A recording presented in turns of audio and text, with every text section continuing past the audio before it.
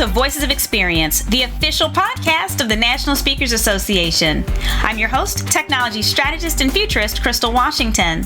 On today's episode, an event producer's perspective, we're going to hear from a guest who is responsible for producing both large and small events on a weekly basis. Kenneth Piner is a director at FINRA's corporate communications team, directing everything from reality-type TV profiles to live conference broadcasts. When there's not a pandemic, he hosts a company show called Taxi Talk while literally bouncing down the street in the back of a taxi. I hope you're ready to get some great information. Let's go. Kenneth, thank you so much for being with us today on Voices of Experience. We are so excited to have you. Love to be here. Thanks for having me. Well, let's go ahead and dive right in. My first question for you is, has the way you structure meetings in terms of content and flow changed much from in-person to virtual events? Because I know your experience is so varied. So have you seen a shift? So content itself hasn't really changed because people need to talk about the same stuff, but they have to deal with it differently. So when you're in a virtual world and you're working with people that aren't near you and are not in the room with you and you can't react to them visibly in front of you, it's a different space, right? And you need to be able to engage with them somehow. And a lot of things people are doing now are, simply just being more aggressive with questions and answers and actually taking them in from the live audience, or doing things like polling through a Slido or something like that, where they can ask questions or have people submit words in and actually connect with the audience a little bit more. And finding the tools, whatever they are for you to do that, helps the audience feel like you're paying attention to them as you are having your presentation.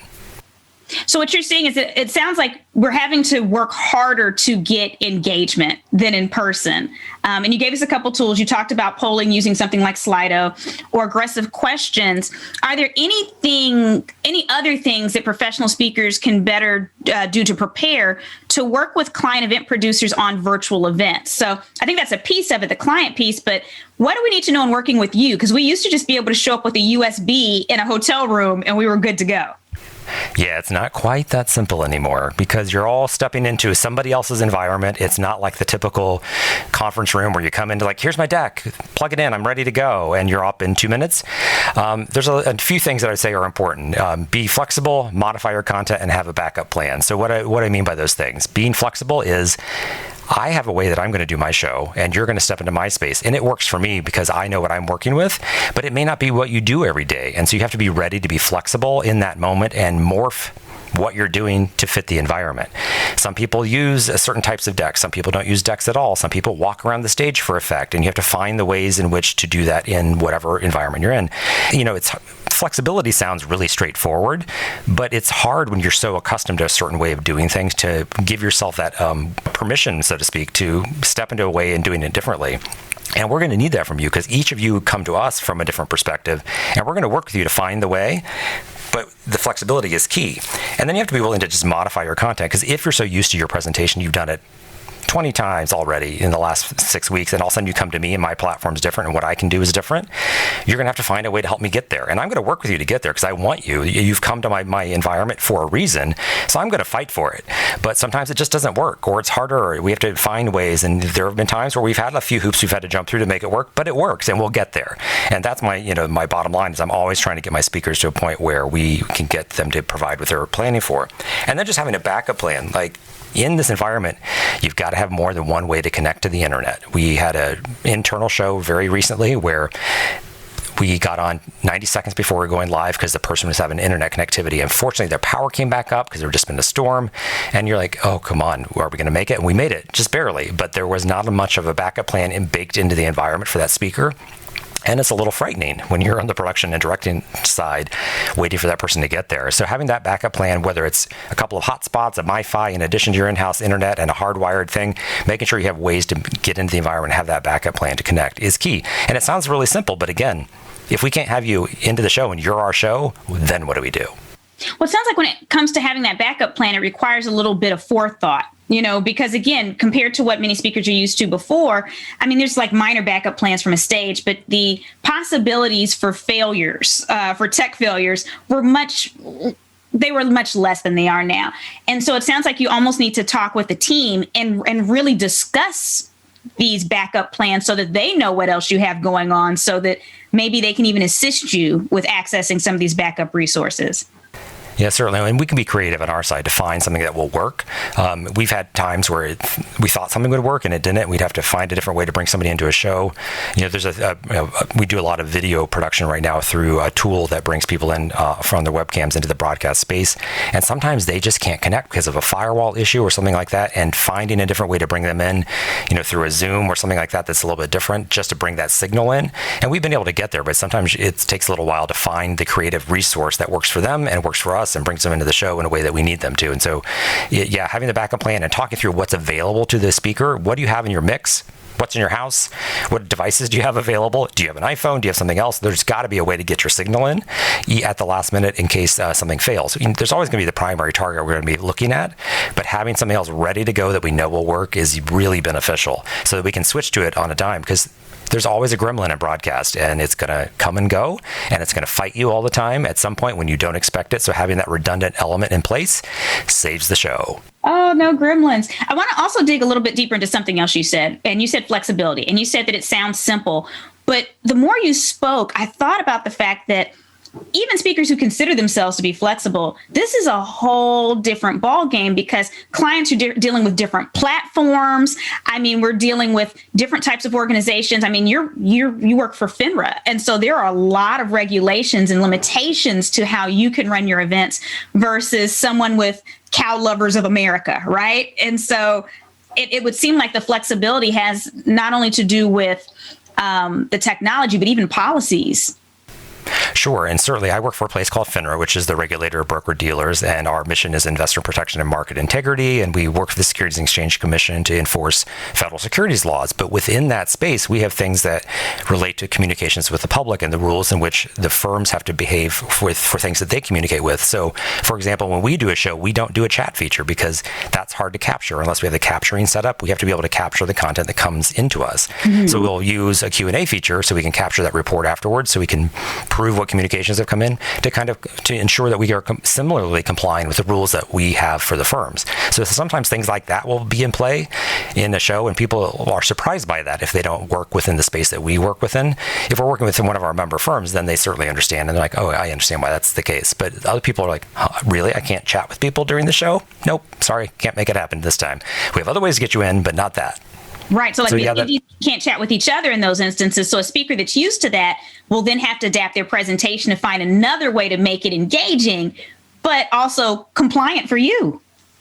Right. And so we've worked through those creative solutions based on what the speaker needs to do, because we don't always know what the speaker needs to do. And that pre-production conversation has to happen. So we always meet with them ahead of time. We test the environment. We make sure that we understand what they need to do, want to do. And then we try to make sure that works. And when it doesn't work, we start thinking through, like, what are my other options? How do we get that person there? And that goes back to the flexibility piece, but also them being flexible with the fact that we can't do certain things. Not that we don't want to, we just can't. Right. So next question is there something that you'd like to see more from experts and speakers as they participate in virtual programs? So this is you looking into the future. If you said, okay, right now we're still picking up the pieces, we're still kind of creating these best practices. As someone that has your experience in this side of the industry, what would you like to see more of that would actually make these events better for everyone involved? Preparation is one of the things. It's a shocking thing to think about, but there's more you've got to do to get ready in this environment, especially if you haven't done it before, and understanding what you're about to do and how you can behave and perform yourself the best for the audience that you're looking at or working with. Because if you haven't been in the virtual space, there are things you do differently. Unlike standing at the podium where you've been taught to look at the 3 to 5 places in the audience so everybody feels like you're looking at them, even though you're really not, and that they feel engaged, even though maybe you're not looking them in the eye. Those moments, right? You practice those in how to deal with the stage and the podium if you've got one, etc. But in this environment, there's only one place to look, and that's your camera. It's very much like being on the evening pundit shows, whether it's Fox, MSNBC, or CNN, or whoever you watch, where people are side by side staring at their camera lens. There is nowhere else to look but that little tiny dot, which is really weird to do if you're not used to doing it. And settling into that and doing that is something you have to practice. So every Zoom meeting you're on, or every WebEx you're on, or whatever you use, if you're a speaker that's going to be in a virtual space, especially during this pandemic for a long time, and clearly beyond, because the virtual world is probably going to stay here in different ways thereafter. Getting really good about finding your lens and talking to your audience in that one space is really going to help your audience engage with you, and just practicing that is good. But that's just one part of the preparation, and the other elements are just understanding how you behave and how do you work with the content, whether you've got a deck or you've got other things you're doing, and still engaging with your audience and not disappearing from the screen as much either, because that's the only thing we have to engage with you is that visual of you speaking, and finding that balance between an element you want to really show on screen for a little while and your person on screen.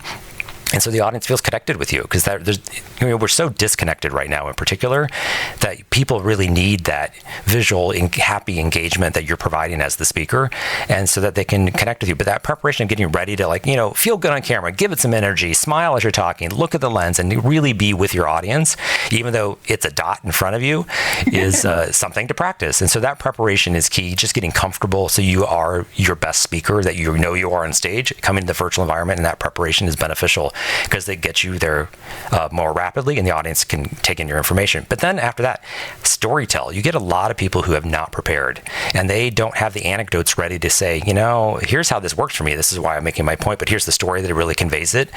We are all so tired of Zoom meetings and being on virtual meetings right now, right? You need to engage me as a viewer in what you're saying so that I will feel connected with you're trying to convey. Anecdotes do that. We have all the general rules that people can run through it. Here's what you got to do: A, B, C, D, E, F, G, right? Okay, nice. But what about B? What does B mean? I need to know more about B. Is it a bee that flies around? Is it a bee that's in my bonnet? What is that? We need to know a little bit more about what the anecdote is for B, and storytell, because then you just need something else to engage, especially when you're just talking. And you might have graphics and things to go with it, but that storytelling will take you a long way. And I'm surprised by how many speakers don't do it. Maybe it's because they're just not as practiced, but it's just something I always am grateful for when I see it. And I do see it. I'm not saying I don't, but it's nice to have it in the mix. And so something you're saying we need more of it as well, because you said that you're seeing some people doing it, but I guess there's still some speakers that maybe we can polish up on that. Yeah, entertain me a little bit more, right? It's not a meeting. It's you're speaking and giving us good content, and just a little more storytelling sometimes is beneficial. Not everybody's in that situation, but it's helpful to have it. And the appearance element is something else to be prepared for. Think about your environment. Where are you joining from? Are you sitting in front of a bright window? That's probably not a good thing. Do you think you're going to use a virtual background because it's a Zoom meeting? No, you probably shouldn't, because that looks really wonky and funky, and people do. No one looks good in front of a virtual background right now. No offense to Zoom. But the technology is not quite there, or the user's environment's not there. If you had a green screen and the right lighting, probably the green screen element would work, but very few people have the right thing to make that work. So typically you would recommend that you not do that. Set up your environment, light your face, look at what's going on behind you. Is there something silly coming out of the side of your head visually? Is there something dumb in the background that you don't want to expose to the whole world? Think about those things. And if you don't understand why it's so important, go to this Twitter handle. It is not mine. Rate My Skype Room, and look at that Twitter handle and what people are being rated on right now in their virtual environments. It's very compelling in terms of understanding how people are being successful and how they're not. And a lot of that's people joining television programs from their homes. But it's amusing because, they rate them based on a 1 to 10 scale. And some of them they rate better than I would, but that's all right. We can all make our own choices in terms of our design preferences. But it's a really amusing thing. But it will teach you the things that are working for other people and where there are options in your own home. And so we do a lot of consulting with the people that speak with us. We have a lot of non-professional speakers that come to our environments. And we will do consulting with them in terms of setting up their shot, figuring out how to get their camera to their eye level, where can they get light from in their own home if they don't have professional lights, and what they need to do for that. And so we will spend that time consulting with them to set them up, because our goal is for our shows to look good no matter who's part of them, whether they're professional speakers or amateurs that are coming because of their expertise. We still want to make sure they look and sound their best. So we spend a lot of time, especially since the pandemic began, doing that. I think we're very quickly approaching probably 200 consults in the last 7 months, which takes time. No, I'm not lying. It's a lot. But we want to do that because we want to ensure that our people, whether it's an internal program or an external program, that they are ready, and then they can focus on their content. And that goes back to being ready to deliver your content. That element of preparation, worrying about what your background looks like, making your shot look good, setting all that up, and then coming to the event where that is out of the equation. You don't have to worry about it anymore. You're just ready to go. Then you can actually deliver better. because you don't have to worry about that stuff anymore, and you feel more confident. You look good. Your space is good. Your lighting's good. And then as long as you've worn something good from the waist up, and you're seeing, nowadays no one sees our feet anymore. We don't have to walk around the stage. So most of us are barefoot at home. I know I am typically, but it gives you, getting that confidence ready and getting set up is beneficial. So also you want to think about what to wear. You want to avoid the ends of the spectrum. White and black in this environment is really tough for a web camera to balance. If something really bright white is in your shot and there's something really dark in your shot, it's hard for the camera to figure out where to be. So you want to eliminate the ends of the spectrum so the camera can find that center ground. So color is your friend. Jewel tones are your friend. You're going to want to pop yourself out from the background. So your background can be pleasing, and you've already worried about that, but then you want to get out in front of it. You want to be seen. You're there to be seen and speaking. And so you want to think about like what you're wearing that brings you forward. But you also have to worry about that too, because things like a very tight pinstripe or houndstooth pattern will cause what's known as the moire effect, and so you'll see this rainbowy feeling on camera. Yeah. So if you're curious about what to wear, set up a Zoom meeting for yourself and turn your camera on and bring those pieces of clothing and hold them in front of your face, or you're in front of, underneath your face, to like see how it's behaving on camera, because that will tell you if it's worth wearing. And you see often on camera, people on even the evening news will inadvertently wear something that has that wavy effect, and you're like, oh, they know better, but it'll happen. It looks like it's a dancing pattern. Exactly. That's the moire effect. It's the way that the pattern or the color is interacting with the camera lens. So you definitely want to think about, what am I putting on my body within the shot? And so that's another consideration that you want to think about. Plus, even if the pattern of the fabric doesn't have that in it, sometimes just the weave of the fabric will do it as well. So I've seen people with a very beautiful color on, but the weave of the fabric wasn't quite right, and it also caused a more subtle moire effect. But you don't want that, because then people start to focus on what's happening. Like they start to not listen to you anymore, and you're trying to eliminate all those elements when you're preparing to speak, so people actually hear what's coming out of your mouth. Right. Okay, so before we get to the last question, I do want to zoom in on something that you said just a few minutes ago when you talked about preparation. You kept talking about preparation, and all of this is a part of preparation. But it occurred to me that the preparation not only happens for your presentation, but in that pre-conference meeting, in those AV runs, because, for instance, one of the hot topics that's going on right now in our members-only Facebook group is we're talking about delays that we're seeing. So even preparation and practicing, because some client platforms have a 15, 30-second delay. So, if you're waiting for some type of participation and you don't know that could be very awkward if you have not prepared and you don't realize you have to build something in the presentation to account for these delays. Yeah, there can be delays with content coming back if you're using a poll, or even just the sound coming back to you in a return. So there are some broadcast environments where you're seeing, as the speaker, the return coming back from the broadcast space, which is almost like being on a satellite and you're talking to the anchor on the other side of the world if you're the reporter. You've seen that on the news, and you see that slight delay. It's faster than that, but it still exists, and it can be a little disconcerting for people who are new, that they don't realize that they're seeing themselves move and behave a few seconds after they have just moved humanly in the moment. Mm-hmm. And just getting accustomed to the fact that that's going to happen and ignoring it, and really just getting back to your camera lens and focusing there, then you aren't distracted by it. But the sound itself could be a little delayed too. So things like ensuring that you have a headset that's plugged into your ear, so you're not putting your own sound that's coming back into your microphone, can be beneficial, so that you're not affecting the sound that you're sending out. And so that can kind of help with that as well. And it just depends on the environment, but there always are some little bits of delay because you're not in the same room and you're far away, and that signal is coming from you through the internet, through some mixer, technical director environment somewhere else, and being shifted back to you thereafter. And that's not instantaneous. It's never immediate, but it's close. It's just not immediate. Okay. Now, you've touched on this just a little bit, but let's talk about equipment. What do you see as being essential? Okay, because some speakers, they've gone out and they've gotten some amazing equipment that's awesome, but let's just talk about essential. The things that you just have to come to the table with for them to provide great quality virtual events, especially when they're partnering with people like you.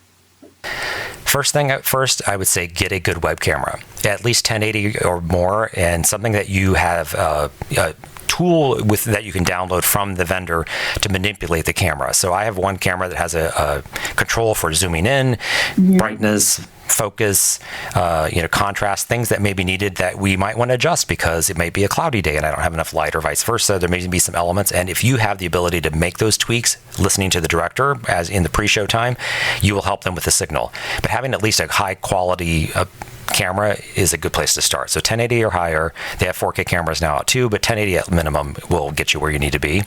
And that's a good place to start. So start there. Quality internet and redundant internet. So again, good Wi-Fi, good signal. Have your iPhone or whatever you've got with the hotspot ready to go. So you have another thing to turn to immediately if your signal goes down so you can stay in the show. That's absolute, because you have to have the show. Everything else can be kind of bad, but if your signal's not up and we can't see you and we can't hear you, then what's the point? Right. And then hearing you, a good external microphone is beneficial. Not everybody's got one, so sometimes the headsets are fine. But if you are trying to bump up your game, a good quality microphone that can plug into your computer is useful to look into. Those are the three things I would start with. And then the wireless earbuds, if you're especially going to be on camera, you can get one in your ear like it's an IFB that an anchor might wear. And so that you have a small little thing where you can hear, but you don't have these huge wires hanging off of your face. That can be beneficial to have as well. And then your shot just looks better. So those are some basic things, but then we already talked about things like making sure your shot is set up, avoiding the virtual backgrounds, those sorts of things. But those are essential. But in terms of what I would want to see from a show, so if I'm bringing somebody in, I'm going to have that pre-call. I'm going to say that shot's too low. We're looking up your nose. Everybody's going to get a double chin if the shot's too low. So get that camera up to your eye level so we can look straight at you and we can see you move and human as much as possible, just like you're like an anchor on TV on some level, right? And so we're going to work with people for that. And the other thing is, powder is your friend. Everybody's got a little oil in their skin, and once you start introducing some brighter lights in your life, and hopefully you are as you're starting to bump up your game, they have some cheap ones on the internet that will do what you need. But once you start to throw all that light at your face, you need powder. I don't care who you are. You need a little powder, some translucent powder, just to make sure you're not reflecting what you've already put on your face to make you look better. So that's very beneficial. Guys that don't typically wear makeup, or women that don't typically wear makeup, just get a little translucent powder. You can get it online. No one sees the color. It just takes the shine away, and you look better as a result. So trust me, it's worth doing. And a mirror. Look at yourself before you go on camera. You'd be surprised how many people don't look at themselves before they get in front of the camera. And I'll have to say to somebody, your collar or your whatever, can you do that before we get going? And I will help them. I'm not going to let my show go down because somebody looks silly. Right. So I will talk to them and say, hey, you got to fix that before we go. But it's shocking how many people won't help the talent on camera and they've missed something. And you need to protect yourself. So a mirror nearby that you check out, that's like your last thing you do. Mirror check, turn camera on. So you're ready to go. Perfect. Well, are there any last parting words that you'd want to share with the speakers that are listening right now? Anything else that you want to communicate that I haven't asked you? I mean, you're such a wonderful resource. I'd love any other words you have to share.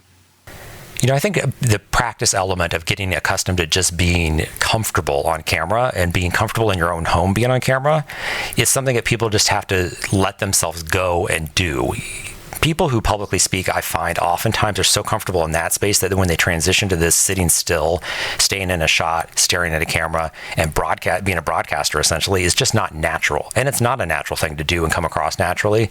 So those who haven't done it a lot, every meeting you have, just pretend you're presenting again and start behaving in that way so that you get accustomed to that environment and you build your bona fide, so to speak, in terms of your ability to communicate in that way, and just practicing and getting comfortable and not being afraid to just use your volume and use your diaphragm in your own home because you're sitting in your basement in your office and the family's hearing you like, what, is he shouting in the other room? What's going on?